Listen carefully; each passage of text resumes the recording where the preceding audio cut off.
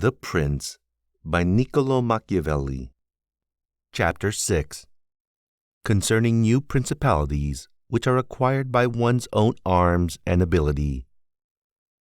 Let no one be surprised if, in speaking of entirely new principalities, as I shall do, I adduce the highest examples both of prince and of state, because men, walking almost always in paths beaten by others, and following by imitation their deeds, are yet unable to keep entirely to the ways of others or attain to the power of those they imitate. A wise man ought always to follow the paths beaten by great men, and to imitate those who have been supreme, so that if his ability does not equal theirs, at least it will savor of it.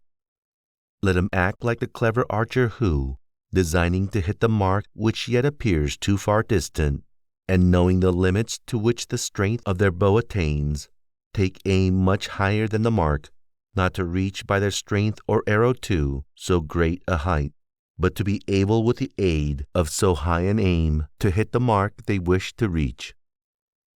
I say, therefore, that in entirely new principalities, where there is a new prince, more or less difficulty is found in keeping them, accordingly as there is more or less ability in him who has acquired the state.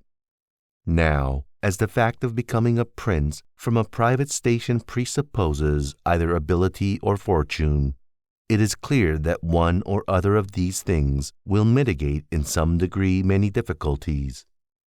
Nevertheless, he who has relied least on fortune is established the strongest. Further, it facilitates matters when the prince, having no other state, is compelled to reside there in person. But to come to those who, by their own ability and not through fortune, have risen to be princes, I say that Moses, Cyrus, Romulus, Theseus, and such like are the most excellent examples. And although one may not discuss Moses, he having been a mere executor of the will of God, yet he ought to be admired, if only for that favor which made him worthy to speak with God. But in considering Cyrus and others, who have acquired or founded kingdoms, all will be found admirable.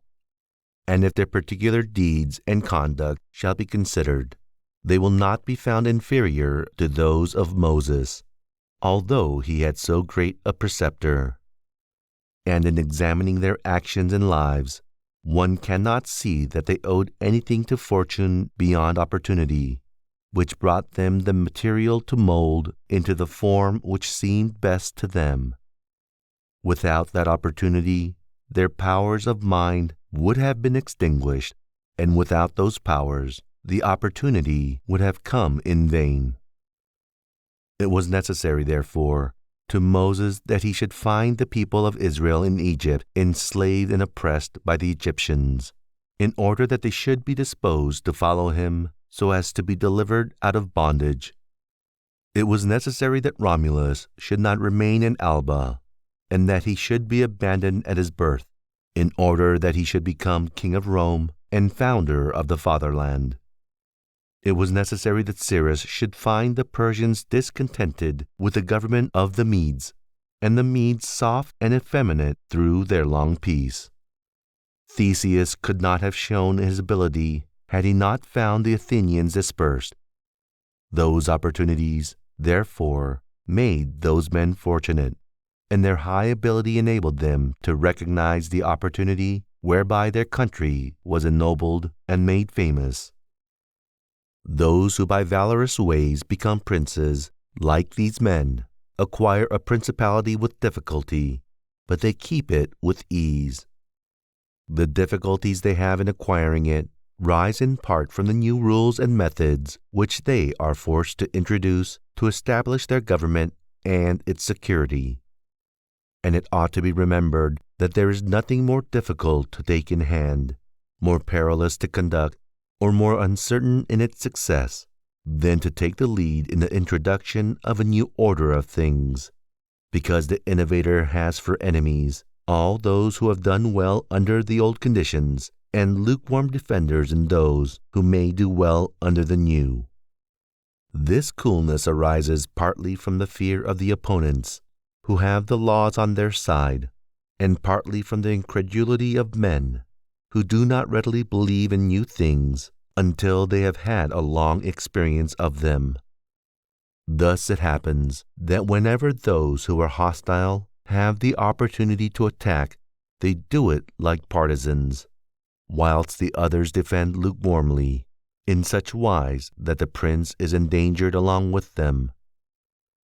It is necessary, therefore, if we desire to discuss this matter thoroughly, to inquire whether these innovators can rely on themselves or have to depend on others.